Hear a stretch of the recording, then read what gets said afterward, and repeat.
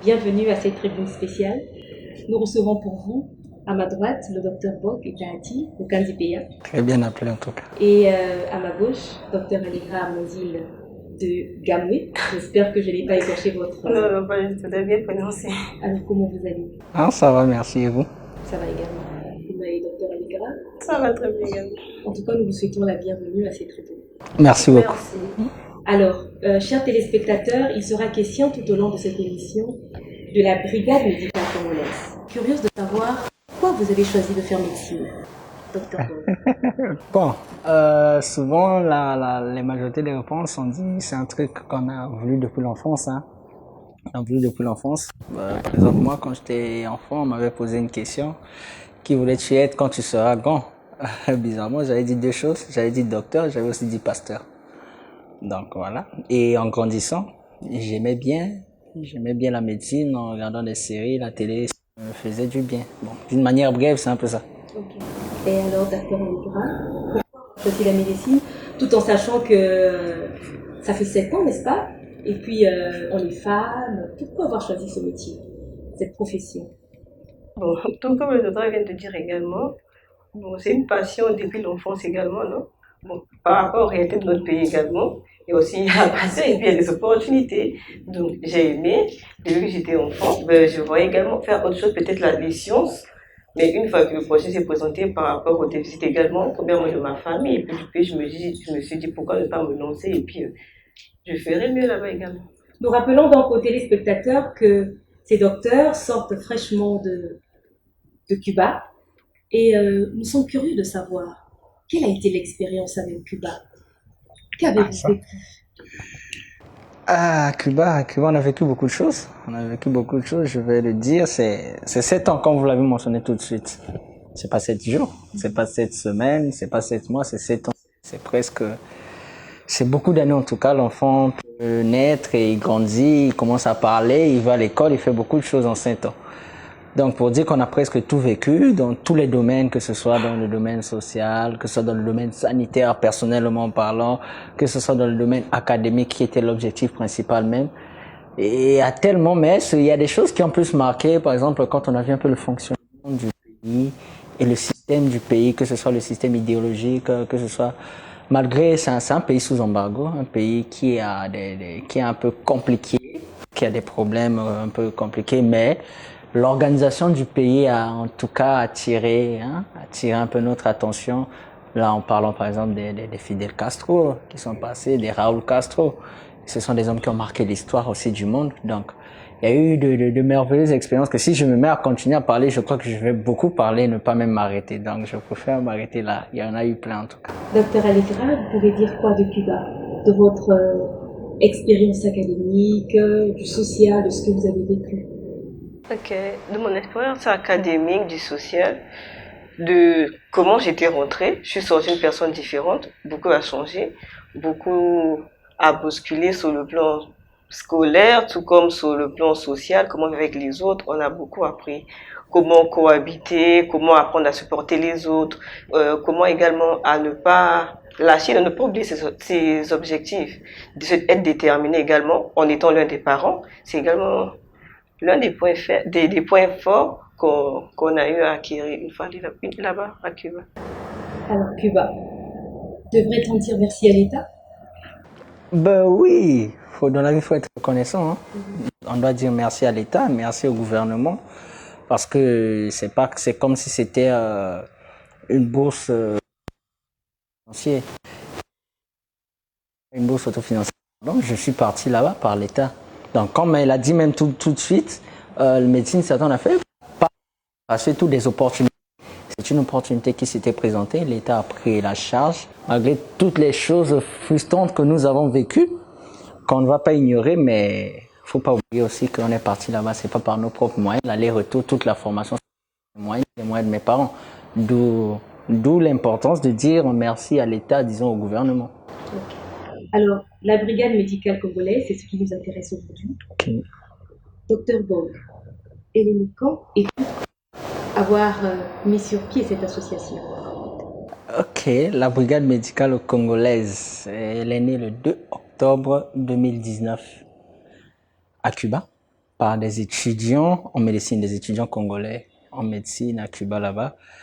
Dans le but, au fait, quand nous avons vu le fonctionnement du système de santé de notre pays, quand on a vu le fonctionnement du système de santé de Cuba, là, je suis pas en train de dire que le système de Cuba est meilleur que celui de Congo. En tout cas, je m'abstiens sur ce point. Ça, c'est pas à moi de juger cela. Mais plutôt, quand on a vu quelques failles, quand on a vu par rapport à la population, la façon dont Cuba est en train de mener ces choses, et on voit les résultats, on a étudié. Comme on a étudié à Cuba, on était parti étudier médecine, mais pas seulement pour que je me fasse docteur tout simplement, mais pour que nous sommes partis, c'était pour se former en médecine et essayer de voir aussi le fonctionnement de la médecine de manière générale. Pas de manière personnelle comme moi, un docteur, c'est tout, mais d'une manière générale, d'un point de vue global.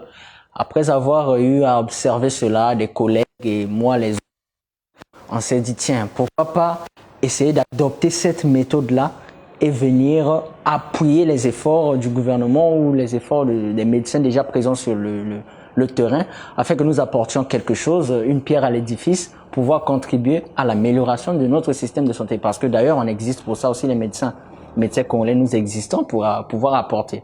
Donc après avoir vu tout cela, on a eu ce souci-là de créer la brigade médicale congolaise afin de venir agir avec cette médecine communautaire de Cuba pour essayer d'appliquer cela ici au Congo et apporter un plus.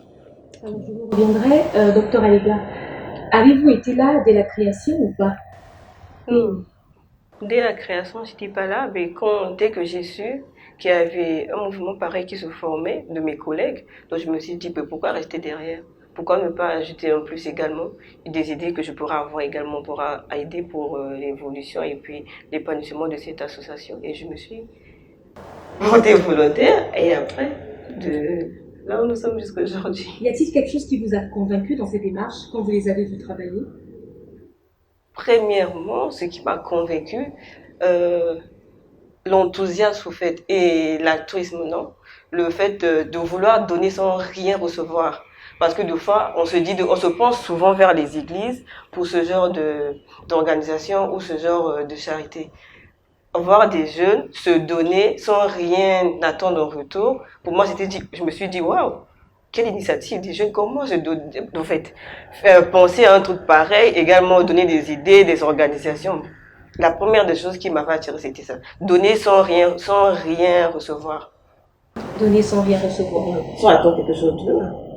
Quand vous avez créé, je rappelle aux téléspectateurs que vous êtes vice-président dans cette association. Quand vous l'avez créé, avez-vous eu l'assentiment des autres au tout début? Ok.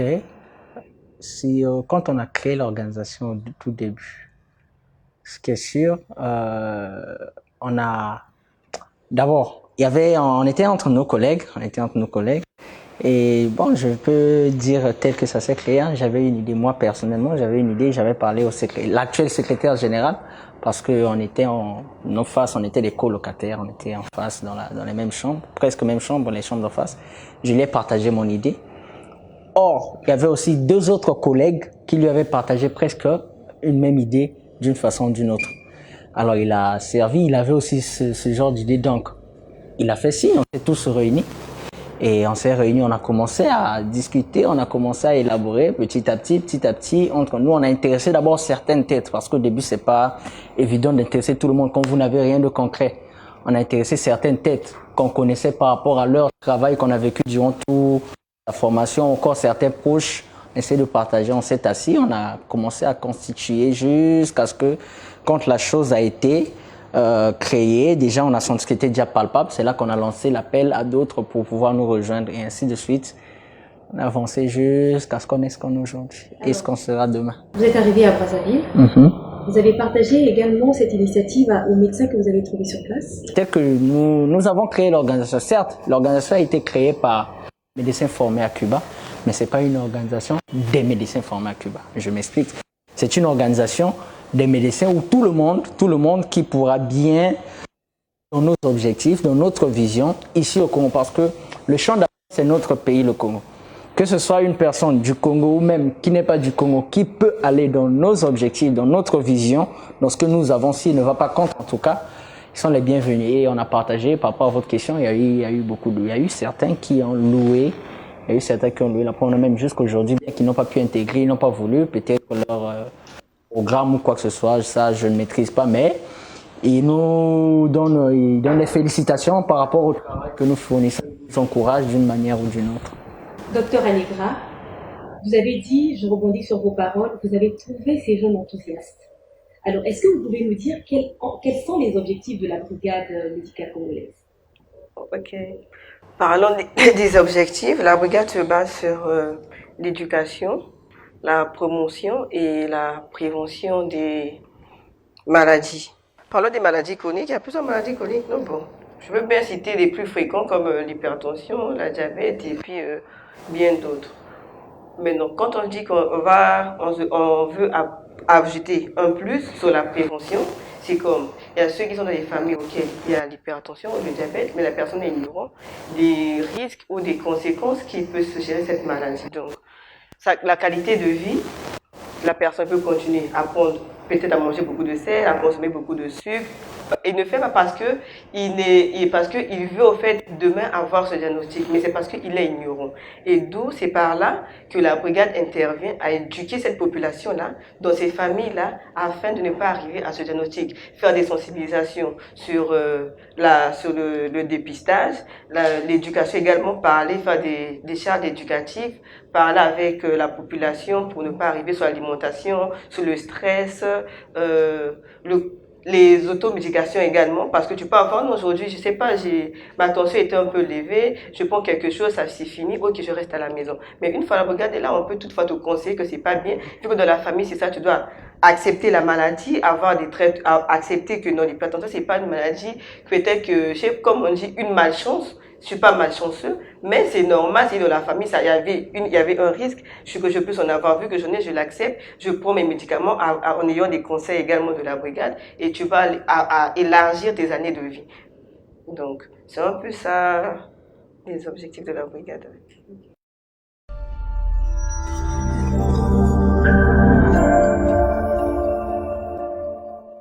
Nous avons parlé des objectifs de la brigade médicale congolaise avec le docteur Allegra Amandine Degamoué. Maintenant, nous recevons sur notre plateau le docteur Reich Sambou Tiapi.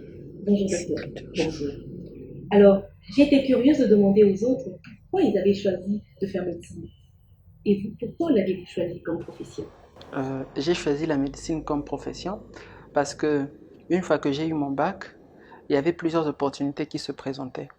Mais je me suis dit qu'il fallait que je choisisse un métier dans lequel je ne serais jamais chômeur. Comme je n'ai jamais vu un docteur chômeur, je me suis dit, bon, je me lance dans la médecine.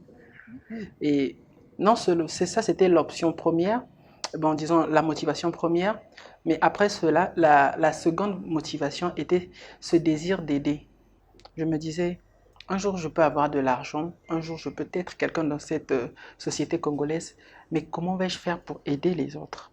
Du coup, en étant médecin, je me disais, je vais d'abord le faire même si les gens vont payer, et après, pourquoi pas le faire gratuitement, apporter des soins ou apporter des dons de médicaments dans les orphelinats ou quoi. Ça, c'est avant qu'on aille à Cuba, c'est la pensée qui me passait dans la tête. Et c'est pour ça que je me suis dit, pour ces deux grandes pensées, ne pas chômer et aider les gens, je me suis dit, un médecin. Et comme quand j'ai fait mon CEP, il y avait un sujet de rédaction qui disait, quel est le travail que vous aimeriez faire? Et du coup, mon père m'avait dit, le métier le plus noble, c'est la médecine dans ce monde. Donc du coup, j'ai opté pour toute cette raison-là, à faire médecine. Vous avez commencé au début de la brigade médicale congolaise? Oui. J'étais là au début. Parmi les créateurs. Oui. J'étais là. Pas entre guillemets, oui. Il est en quelque sorte, la brigade, c'est comme un bébé aussi pour lui. Oui. C'est un bébé qu'on a vu naître et qu'on est en train de voir poser ses premiers pas. Alors, les objectifs, quels sont-ils? Les objectifs de la brigade, comme a su le mentionner ma consoeur qui était sur ce plateau, sont basés sur ces trois piliers. Parce qu'en médecine, il y a plusieurs piliers et nous avons choisi trois des plusieurs piliers qu'a la médecine. Nous avons choisi l'éducation pour la santé, la promotion de la santé et la prévention des maladies. Pourquoi choisir ces trois piliers peut-être? Parce que ces trois piliers sont des piliers fondamentaux pour une bonne santé. Aujourd'hui, quand nous voyons souvent la médecine, nous faisons souvent allusion au traitement directement. Or, avant le traitement, il y a plusieurs choses qui viennent dans ces trois piliers-là. Si vous réussissez avec ces trois piliers, vous allez réduire beaucoup de choses et beaucoup d'indicateurs qui sont dans le noir ou dans le rouge ici au Congo à de bons indicateurs. Donc c'est là que nous, on voulait apporter la pierre à l'édifice, comme a su le dire le vice-président. Nous avons voulu accentuer notre effort sur cela. Si un jour, Dieu nous donnait plus de moyens avec des partenaires et d'autres personnes qui veulent bien contribuer à l'évolution de cette brigade, nous motivent ou nous sollicitent ou nous apportent quelque chose, on pourra arriver au quatrième pilier qui est le traitement. Mais pour l'instant, nous limitons à ces trois piliers-là. Ok, alors, docteur Borg, vice-président, Oui. vous pouvez aller en détail en ce qui concerne les objectifs? Ok, merci beaucoup. Je crois que je vais rejoindre les autres. Je vais commencer par la phrase de celui qui a appelé héros national de Cuba, José Marti, qui a dit « La vraie médecine consiste à guérir. Et plutôt, la vraie médecine ne consiste pas à guérir, mais plutôt à prévenir. » Parce qu'on se rend compte que quand on prévient une maladie, la prévention coûte moins que la guérison. Nous voulons nous baser sur ces trois-là. Quand je vais aller au détail, pour ne pas répéter ce qu'il a dit, aller au détail, par exemple, l'éducation, je vais donner un exemple assez précis d'une activité même la plus récente qu'on a eu à faire, ou les deux, voilà. La plus récente, c'est sur l'hypertension. C'était sur l'hypertension, le dépistage de l'hypertension. Vous imaginez une personne, par exemple, là je vais rejoindre la pensée de la docteure Degamoué tout à l'heure. On a reçu des gens et on a dépisté des gens qui avaient des tensions élevées, mais qui s'ignoraient. Vous savez, la tension artérielle, on appelle ça un tueur silencieux. Un tueur silencieux. Et on peut voir aujourd'hui une personne marcher dans la rue avec le soleil accablant que nous avons ici, les problèmes de transport, tout ça, le stress, bon, il fait une crise d'AVC. Et après, selon nos cultures, on dit que c'est l'oncle. Or, la personne avait juste l'hypertension et elle s'ignorait. Et les conséquences de l'hypertension, c'est ce qui tue. AVC, par exemple, parce que ça va affecter le cerveau, ça affecte le cœur, ça affecte des vaisseaux sanguins, ça affecte les reins, ça affecte beaucoup d'autres aussi qui peuvent être affectés.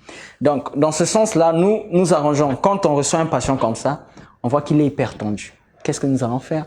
On lui donne le conseil qu'il faut, on lui donne des orientations qu'il faut là on l'éduque sur sa manière maintenant de s'alimenter, on l'éduque sur faire le sport, son style de vie, et la personne, quand elle sera, et encore, si les gens diagnostiquent qu'il est hypertendu, on lui donne un traitement, et cette personne-là peut éviter les complications de l'hypertension. Parce que l'hypertension en elle-même, si vous voyez, on dit c'est presque asymptomatique. Il n'y a presque pas de symptômes. Mais plutôt, ce sont ces complications qui donnent ces complications-là qui donnent des réactions néfastes ou nocives pour la vie d'un patient. Voilà pourquoi c'est mieux d'éviter d'arriver là, d'où on éduque. Et quand on éduque, la personne commence à prévenir sa santé. Il prévient maintenant plutôt des maladies. Il prévient des complications. Ou encore, je prends l'avant-dernière activité qu'on a faite avec les élèves, où on les a éduqués sur les grossesses précoces. Vous voyez, sur les grossesses précoces. Et il y a beaucoup de jeunes filles ici au Congo qui ont parfois arrêté les études, d'une fille qui était très intelligente, qui ont arrêté les études, qui aujourd'hui sont rejetées même par la famille, qui sont rejetées socialement parce que elle est tombée enceinte avant l'âge, et ça devient un sujet de honte, d'où ça affecte son futur. Avec certaines, gloire à Dieu, elles arrivent à tenir jusqu'au bout, et voilà, et elles avancent et réussissent. Mais la majorité des cas, on voit que ça bloque presque, hein, ça bloque presque son évolution. Et une des causes, c'est les grossesses précoces. Et une des causes maintenant des grossesses précoces, c'est parfois un manque d'information, manque d'éducation.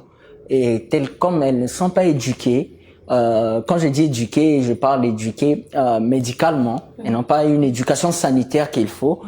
Moi-même, c'est pas pour dire que notre peuple est sous-éduqué. Moi-même, je prends mon exemple, avant de faire médecine, en tout cas, je ne maîtrisais rien du tout sur la santé.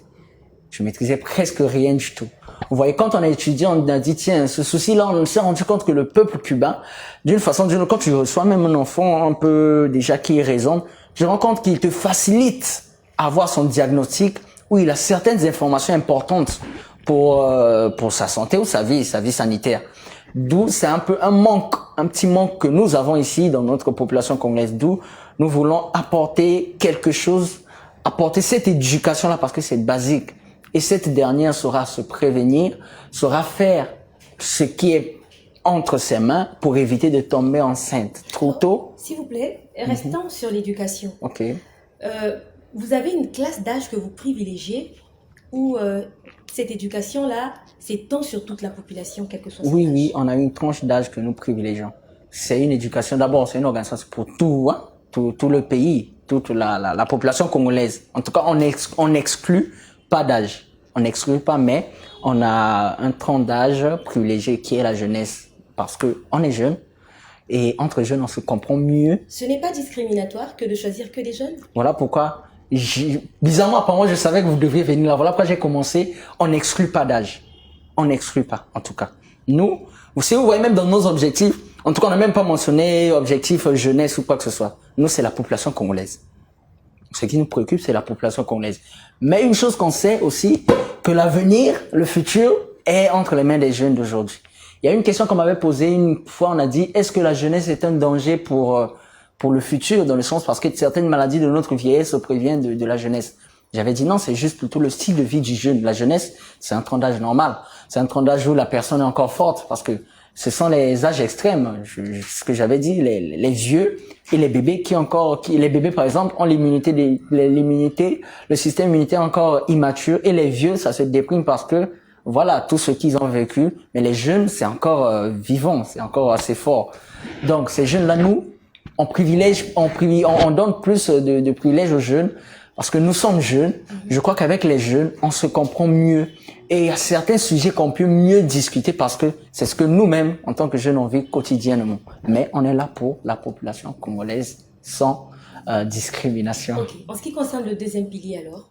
Ok, la promotion, par exemple, la promotion. La promotion de la santé, nous faites une promotion de la santé. Ça va un peu comme dans l'éducation, ça va aussi comme dans la prévention. Je vais donner un exemple parce que nous faisons sur nos pages Facebook, on fait des cartels. On fait par exemple un cartel sur on peut prendre les drogues ou encore le tabac. Vous voyez, le tabac ou la cigarette. On essaie d'expliquer la cigarette à ceci, à cela, éviter de prendre ceci, cela, voilà, parce que on fait comme on donne une information, on donne des informations et on publie. Ou encore donner du sang, vous pouvez sauver des vies, vous voyez, on fait une promotion. Là, on fait une promotion partout sur les réseaux sociaux et on essaie de publier les vidéos promotionnelles qu'on fait pour essayer d'expliquer sur la santé, sur les VIH, sur plusieurs maladies qui peuvent exister. Ça, on se donne aussi à ça pour que ça aille parce que nous, on est limité dans le sens, je ne peux pas atteindre par exemple 100 personnes à la fois si je ne les réunis pas dans une salle. Au moins dans les réseaux sociaux, j'ai mis aujourd'hui, demain, après-demain, même après 20 ans, 50 ans, ça peut aider quelqu'un. Ça, c'est une promotion qu'on a laissée là, que les gens, celui qui pourra tomber sur ça, pourra utiliser cela pour prévenir ça. Et le troisième pilier? Et le troisième pilier, la prévention. Prévenir ces maladies après avoir eu l'éducation, reçu l'éducation ou encore avoir vu une promotion quelconque de la santé, ce dernier prévient sa santé. On aimerait comprendre pour ceux qui nous suivent, c'est quoi être protagoniste? Nous voulons faire ceci. Je vais essayer d'expliquer ça. Je vais essayer d'expliquer. Nous sommes médecins et nous qui possédons une certaine connaissance en matière de santé, parce que nous l'avons étudié. Okay? La population congolaise n'est pas toute docteur ou médecin. Et dans la population congolaise, il y a certains qui ont étudié chimie et sont plus informés sur la chimie que moi. Maintenant, si je veux que sa santé aille bien, mieux, ou qu'il puisse améliorer son système, son style de vie, sa santé, ce que je veux faire, c'est lui donner des informations nécessaires afin que lui, il utilise ces éléments-là, lui-même, au lieu que chaque fois ce soit un médecin qui puisse être là pour le suivre. Regarde, faut manger moins de sel, faut manger moins de sel. Déjà, si je lui ai donné une information, ça devient maintenant sa responsabilité à lui de pouvoir manger moins de sel parce qu'il sait que si je mange assez de sel, ça va me produire telle maladie ou ça peut me ramener à ceci. Si je prends assez d'alcool, ça va attaquer mon foie, ça va faire ceci. Si je prends la cigarette, c'est un facteur de risque pour plusieurs maladies, ça peut me donner des cancers au futur, ça peut détruire mes poumons, ça me donne des cancers de poumons, voilà. Donc on veut qu'il ait l'information et quand il aura l'information, ce dernier pourra, parce qu'il y a certains qui s'en foutent, je vais donner un exemple, permettez, il y a une personne, on lui a dit, faut pas fumer parce que la cigarette tue à petit feu lentement. Et ce dernier répond, tant mieux parce que je suis pas pressé de mourir. Vous voyez, donc, pour dire, il y a certains qui s'en foutent. Ils disent, bon, de toutes les façons, ça sert à quoi de mourir en bonne santé ou malade? Il y a certains qui disent cela, il finira par mourir. Mais nous, on veut, notre métier, c'est ça, améliorer la qualité de vie d'une personne. Parce que ça nous fait mal de voir une personne avec une maladie dont nous, on peut intervenir pour aider et que on le fait pas. Ça sera pas mieux que ce dernier, par exemple, meurt ou encore mon frère, j'ai un cousin à la maison qui a fait une crise d'hypertension, d'AVC, tandis que je pouvais bien prévenir ça depuis. Je pouvais bien prévenir cela depuis. Donc, c'est un peu ça pour ne pas trop tirer en longueur. D'une manière, bref, faire de l'autre, là, la population qu'on est protagoniste, c'est un peu ça pour qu'il prenne la charge et la responsabilité, qu'il ait les informations nécessaires et basiques. Ok. Alors, docteur Ray, je vous reviens. En ce qui concerne les actions déjà réalisées, vous en êtes à combien à peu près? En ce qui concerne les actions déjà réalisées, si on peut prendre par ratio, parce que nous sommes rentrés en septembre, notre première activité est intervenue au mois d'octobre, et d'octobre jusqu'à aujourd'hui, nous sommes déjà à environ 8 mois depuis notre implantation au Congo, et sur les 8 mois, nous avons déjà réalisé 10 activités différentes de différents thèmes et dans plusieurs endroits.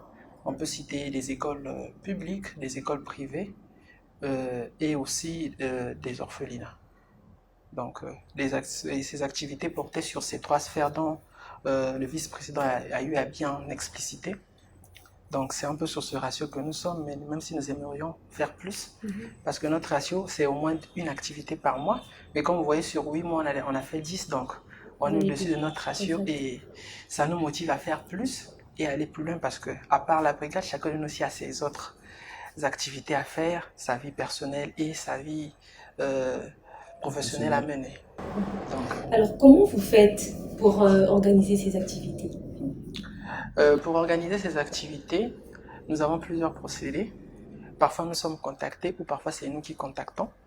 Les premières activités, surtout dès qu'on arrivait sur le terrain, on était ceux qui contactaient le plus. On contactait les écoles publiques, les écoles privées pour leur expliquer notre vision, ce que nous voulions faire et grâce à Dieu, on n'a jamais eu de refus. On a toujours été bien acceptés par ces écoles ou par ces partenaires. Et après, entre nous, membres du comité exécutif de la brigade, dont nous formons partie, ainsi que la trésorière, nous organisons. Et vous êtes sans nul le douter que nous sommes dispatchés dans plusieurs départements tels que moi qui provient de l'hôpital de base d'Incaï. C'est là où Et je tiens à noter aussi que vous avez des membres qui sont encore à Cuba. Oui, nous avons des membres qui sont encore à Cuba.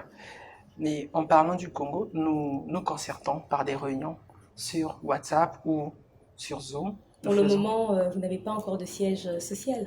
On n'a pas encore de siège social parce que comme on est au début, on est encore en train de marcher à 4 pattes. Peut-être qu'un jour, quand on pourra marcher avec les 2 pieds, on aura un siège social. Et s'il y a un partenaire aussi qui veut nous offrir, on est ouvert. En tout cas. Donc, nous les faisons par WhatsApp et une fois que tout est bouclé, chacun a une tâche donnée à faire, il la met en exécution et nous avons des réunions, des rencontres. Au cours de ces rencontres-là, nous évaluons tout et après, avant la deadline, si je peux le dire, nous révisons tout et une fois le jour de l'activité, nous nous rencontrons et nous faisons ce que nous devons faire. Alors dites-nous, la brigade médicale congolaise existe. Quelles sont les perspectives d'avenir? Les perspectives d'avenir sont que un jour, la brigade puisse être un élément clé dans la prévention de santé au niveau national. Donc que nous puissions devenir des acteurs clés dans ces 3 domaines-là, dont le vice-président a eu à citer. Qu'un jour, pourquoi pas, ensemble avec le gouvernement, travailler sur des stratégies nationales qui vont aider à ce que le système de santé puisse aller un peu plus mieux que ce qu'il est déjà actuellement. C'est pour ça que parmi nos objectifs, ou je peux dire l'objectif général, c'est appuyer les efforts du gouvernement en matière de santé sur toute l'étendue du territoire. Ça, c'est l'objectif clé. Nous ne sommes pas là pour nous confronter au gouvernement, il faut dire que le gouvernement ne travaille pas ou comment, mais nous sommes là pour appuyer. Si eux, ils ont fait 1, nous, on vient faire le 0,25.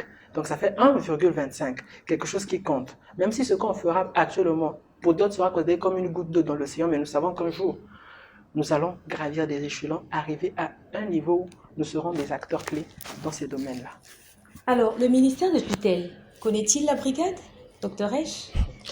Le ministère des tutelles, actuellement, ne connaît pas la brigade officiellement. Pourquoi nous le disons? Parce que avant que c'est comme un enfant, non? Quand il naît, il faut lui faire un acte de naissance. Et on a passé plusieurs mois dans cette bataille administrative qui, grâce au bon Dieu, nous avons pu avoir gain de cause et nous avons un récépissé qui nous accrédite comme une association à caractère socio-sanitaire au Congo. Donc du coup là, nous sommes dans les démarches pour entrer en communication avec le ministère, surtout qu'il y a eu un changement de ministre. Donc nous allons voir dans les jours à venir, le temps que le ministre puisse s'asseoir sur sa nouvelle chaise, voir comment nous pourrons entrer en contact avec notre ministère de tutelle. Pourquoi pas le ministère de la Jeunesse aussi? Pourquoi pas l'OMS ou l'UNICEF? Parce que nous sommes des jeunes et nous voulons toucher là où le jeune est. Non seulement, mais là où toute la population congolaise se sent représentée.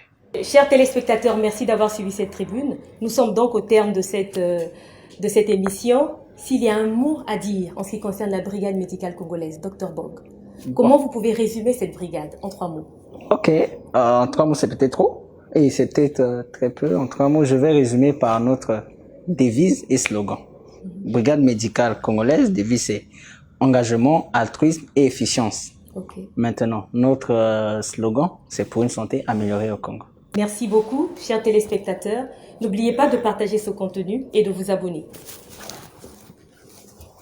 Au revoir. À très bientôt. Merci, au revoir.